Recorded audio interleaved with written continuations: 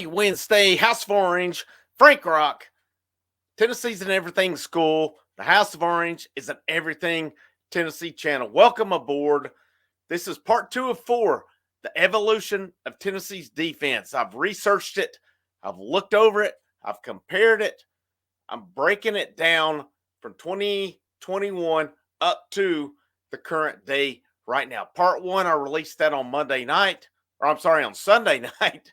Monday night, old K-Dub, Kerry Williams, myself, we went live Monday night. Last night, baseball took precedent. This is a baseball channel.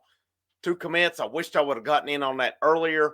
They happened at a time I could not record it, but I got it in last night. But part 2 of 4 tonight. The evolution of Tennessee's defense. I entitled this one Improvement, but patience is still needed. We obviously know what happened in 2021. I talked about that. I talked about the defections to the portal. Over 30 of them in that class. Josh Heupel, his first hire was Rodney Garner. I'm thinking I was in question about that a little bit, whether he was hired before Heupel or not. This was actually Heupel's first hire. He hired Rodney Garner before he hired Tim Banks, and people are like, well, why would you hire a defensive line coach before you hired a defensive coordinator? Well, it's because you've got the best defensive line coach in the whole country. Any defensive coordinator that comes in doesn't want Rodney Garner. He doesn't want to win. He doesn't want to be the best. So the Tim Banks hire, and I saw an interesting one today. It was a tweet from 2021 right after it. I've referenced this dude. I love his stuff. Jordan Moore, Fox Sports Knoxville. He had reposted a tweet back from then, and he said Tim Banks is going to be a star hire on this. People's questioned this hire. People's wanted Tim Banks gone. Let me just tell you, Jordan Moore is one of the best dudes there is to follow. If you're a Twitter follower, I'm not sure his other social media stuff, but he's one of, if not the best Tennessee follow out there. This dude's sharp. He's on his game. Tim Banks, what he's becoming. So you look at that 2021 roster. So you did have Alontae Taylor. You had Theo Jackson. 2 future NFL guys. You had Jalen McCullough. You had, your other corners, Warren Burrell, Christian Charles, numerous guys around. Brandon Turnage, one game, was the SEC Player of the Week. You didn't hear much of him otherwise. You looked at the linebacker core that they had. You looked at defensive line core, which was led by Matthew Butler, another future NFL guy. So then we fast forward. We fast forward to 2022. So what I started off with, and I've got a lot of stuff to share on this one. We'll try to go as quick as possible, and I hope you'll stay with me. So let's go to 2022 class that Tennessee signed. It was ranked 15th nationally, 5th in the SEC. So let's go down the line here. Number 1, James Pierce Jr. On 3, 5-star, 4-7 Sports 4-star. ESPN 3-star, Rivals 4-star. Tyree West, consensus 4-star across the board. I'm just going defense. I'm not focused on offense here. Joshua Josephs, 4-star on 3, 24/7, 3-star ESPN Rivals. D. Williams, 4.333. D. Williams primarily was a kick returner or a punt returner while he was here. And look at some of these guys in this class, man. Cam Miller, of course, he's gone. He was moved to defensive back. Jordan Phillips, another guy, consensus 3. He ended up transferring out. Christian Harrison now starting to be a starter, sharing time with Boo Carter, consensus 3-star. But, the thing with him is he's got the bloodlines. His dad was a bad man, Rodney Harrison. Jason Jenkins, consensus 3. Entered the portal this offseason. He's in that rotation now. And then here's some of your transfer. Jackson Hanna was a walk-on. Good old Gerald Mincy. Hats off him. He gave his all. He left to go to Kentucky, chased money, Mincy needs to zip it, man, especially after getting beat 31-6 by South Carolina. And you just see what they've added here. Andre Turntine, Wesley Walker. So that was your big two ads. Now, they had some good recruiting class ads, but if you'll remember back correctly, how many of those guys made a difference? I'm not talking about today. I'm talking about in 2022. You didn't hear much of Pierce, Josephs, Tyree West, and those guys. If it was a little bit. It wasn't much. So now let's go to the 2022 roster and let's look at. I just like to compare because with that 2021 roster, all right, let's look back at that one a minute. Let's look at what Tennessee lost in that class. And we're going to compare what did they replace them with. All right, so we're looking at defensive backs here.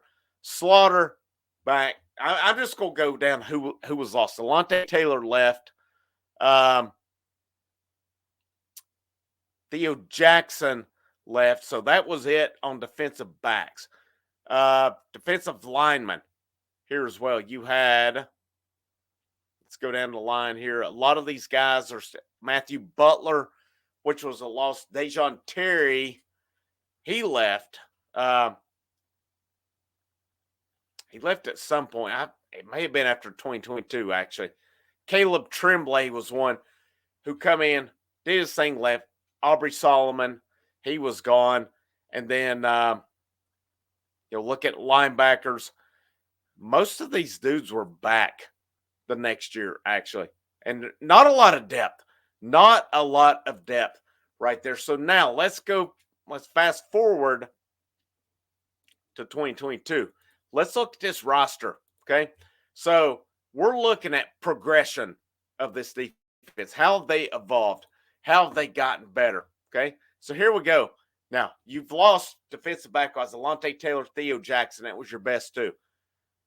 This is the names you've had from the year before right here.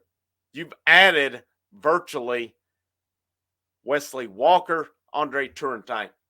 Neither one of those guys made a real big difference. Walker, a little bit later on. Turntine did not do much on that season. Okay, so now let's go to defensive line right here. You lost Caleb Tremblay. You lost Matthew Butler. Now, you've gained some freshmen here. But again, keep in mind, Josephs, James Pierce, Tyree West, they didn't make much of a difference in this 2022 season. So you're going down the line here. You're getting into walk-on territory or some guys who maybe did not make much of a difference. Dejon Terry, he was on the team. He left after 2022. And then you get down here to linebackers, defensive line linebacker, Byron Tyler Barron, Roman Harrison. Now you got back Juwan Mitchell, Quasi Garland, Aaron Beasley. There's Jeremy Banks, Solon Page. Now you're getting in some of your freshmen, Caleb Perry, Elijah Herring as well. Guys who really did not make much of a difference. So you look at what I think this tells a lot right here about this Tennessee team and this Tennessee defense, because in 2021, they gave up 378 points. 2022, they gave up 296 points. Okay, so that was it's a pretty significant difference right there. Now, let's look at this schedule that they looked at as well, so we can put a little bit more in perspective here as well. 2022 schedule, we look right here. Tennessee started off, they beat Ball State 59-10. They beat Pitt 34-27. I think if they played Pitt later on, that was a game to me. I do not feel like they played very well, and they won that game on the road. And, some big-time plays in that game, some interceptions. Trayvon Flowers, I know, had an interception in that game. It was big. Just some big plays by this Tennessee defense. They were starting to take that step here. Not perfect, but they started to take that step as well. Akron 63-6. This was one, Florida 38-3. You never complain about a Florida win, beating Florida. But it was one I did not like the game plan. I did not like the game plan. It came down to a Kamal Hadden interception at the end that won that game. Fast forward a week, LSU 40-13. Now, we talked about this game the other night. Um, you know, it's been out there because of the time of the game. LSU just was not ready, and Tennessee was. It is what it is. Tennessee wins that game 40-13. They dominated LSU. It was not even close. They took over from the get-go. Now, you get in this one. Tennessee, obviously, we all know this one. 52-49. Let's look at the box score from this game also. So, Tennessee got up big. Alabama, over the course of the last three quarters, they're pretty hard to handle. So, I want to look at, a little bit of this one. Let's look at individual. There, Bryce Young went for 455. He was only sacked once. Alabama's rush offense went for 136. Tennessee defensively, I mean, you look at them here. Trayvon Flowers, 11 tackles. McDonald, 9. That tells you that Alabama's getting into that second tier. No interceptions. One sack, which was by Omari Thomas, who's still around here. Tackles for loss, they only had 4 in that game. No forced fumbles or anything. Tennessee's defense really did not make much of a difference in that football game. And y'all may not be able to see my screen on that one. But their offense made enough plays, enough happened in that game to enable Tennessee to win that game 52-49. UT Martin 65-24. This was one of Tennessee's better games. Kentucky, Will Levis, Titans quarterback, they shut him down 44-6. They absolutely annihilated them. This game here, man, this is one of them. I'm sorry, this score does not do this game justice. Georgia 27, Tennessee 13. Had it not been for the torrential rainfall that day, Georgia may have put up close to 50 on this day. Tennessee could not do anything with them. Tennessee's offense could not do that. Score is a lot better than what it really should have been. Georgia dominated that game. It was not within, it may say 14 points. That game was not that close. Tennessee did have some opportunities on offense, did not capitalize on them. But it was a bad day for them. But Georgia was a better team. Missouri 66-24. Here's the one. Here's the one that made, the Alabama game, I think you live with, this South Carolina game. I know the signals were out there, but I was at that game. Spencer Rattler was on fire that game. I want to look at this in his numbers. So Rattler went 30 of 37 for 438, 6 touchdowns. I don't give a damn if the signs were out there or what it was. Tennessee's defense was horrific on this day. Did they have Tennessee signs on offense? Possibly so, as they held Tennessee down to, Tennessee was still at, let's look at team stats right here. In this game, total offense, Tennessee still went for 507, but they gave up 606. We can sit here and say Connor Stallions all day long on this one. The fact of the matter is Tennessee went for 500 yards and got the hell beat out of them in this game. All right? That was inexcusable. That was an inexcusable game. I don't give a crap who had the signs or what it was. That game is why people still question this defense, as it should have never happened. Should have never happened on that one. South Carolina was abysmal prior to that game and the Clemson game. Did Connor Stallions giving them the signs help? Yeah, you betcha. But let me tell you, being there in person, Spencer Rattler made some big boy throws in that game. The fact that Tennessee's linebackers could not cover the flats was the difference in that game.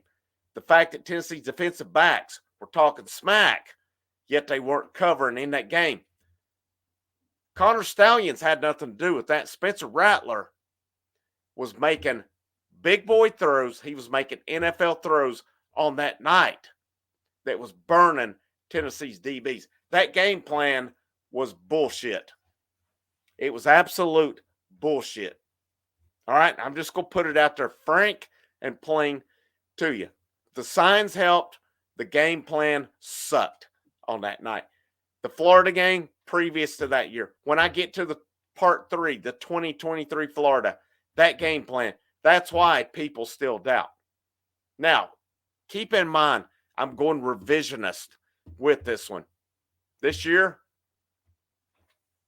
amazing. But we still got to see it in SEC play. That one happened last game of the year, Tennessee 56-0 over Vanderbilt. And then that bowl game, 31-14, Hendon Hooker. If Hendon Hooker would have played, this game would have been Tennessee could have put 50 to 60 points on Clemson in that game. There's no doubt about it. There's absolutely no ifs, no ands, no buts about it. Tennessee, they beat the crap out of Clemson in the Orange Bowl 31-14 with Joe Milton at quarterback. Their defense, Aaron Beasley in particular, was a beast on that night. Cade Klubnik did not know what hit him. I was coaching at Dutch Fork, a former Dutch Fork player, baseball, that is. Not long after that, was up there taking BP. One of our coaches was talking to him, and even that player, he's like, yeah, man, Klubnik, he's a tough dude because he got the crap beat out of him on that night. But, that led you with hope. That led you with hope. Going out 2022, Tennessee goes 11-2. Tim Banks' defense did take a step forward. They did take a step forward, but the Alabama game, I don't know. You beat them. So you're like, all right, we need to get better in that regard. The Florida game, Florida was not that good offensively. But you had a top 5 NFL quarterback, so that goes to tell you maybe they were better than we thought they were. That South Carolina game, though, and again, I know the sign stealing was out there, but Rattler was on that. He was awesome that night. You got to give him credit. But also, Tennessee's linebackers could not cover the flats. They could not get pressure when South Carolina went quick. That was an inexcusable, pathetic performance from Tennessee's defense, and that has to go back to Tim Banks. But overall, improvement in 2022, we still need a little bit of patience, though, as we move forward to 2023, and then we get up to present day. We're through 2 games. This defense has just been phenomenal in what they've built. But if you look at that roster, who they lost after 2021, what they added in 2022, that shows you that development is happening because they honestly did not add any impact players for that season. Now, I'm not saying Pierce, Tyree West, Joseph, I'm not saying they're not impact. I'm saying they weren't impact players for 2022. Moving forward, though, a different story. That goes to show you, though, this staff, while everything wasn't perfect in 2022, guys made improvement. Guys got better from 2021, and that dumpster fire from 2020 to 2021 to 2022, we're going to work our way forward to now. If you can't see improvement was made during then, yeah, there's some unhappiness about some things, but improvement was made. That staff did good things that year. I'm excited to go forward with it as well. Part 3 is coming tomorrow with you, hopefully earlier, as my schedule's a little less hectic tomorrow. As I've told you guys, I actually do work a real job. I am a teacher in real life, a proud teacher, a respected teacher where I teach at as well. So I have fun doing this on the side as a hobby. We'll see where this thing goes, though. Baseball, that's the House of Orange's game. We're pretty good at all of it. I'm not going to sit here and lie about it either. But I hope you'll tune in. I hope you'll give the content a chance. The content's been a bit slow with football. I know others are out there. I promise you, we're on par. We're on par with any YouTube channels that are out there. Basketball's right around the corner. Basketball has a big recruiting weekend this weekend. I'll have a video on that within the next couple of days. Anything with baseball that breaks. Football's going to have some 2026 guys on there as well. If you listen to any videos last week, I talked about the Charlotte area targets. Tennessee is focused on that area, and they're in good shape and with a lot of dudes right now. So we'll go on with that as well. But I hope you have a great rest of your Wednesday. Check out the membership tiers. Check out the Patreon. I'm not begging for money, but there are the options that help support the channel. But if you can't support it, you don't want to support it, that's fine. All the content's free. It is appreciated. The best thing you can do if you don't want to support it monetarily is just share it out. It is greatly appreciated. But this is old Frank, Cool Hand Frank Rock. This is the House of Orange Sports channel. Everything school, everything channel. Last but most certainly not least, go Vols.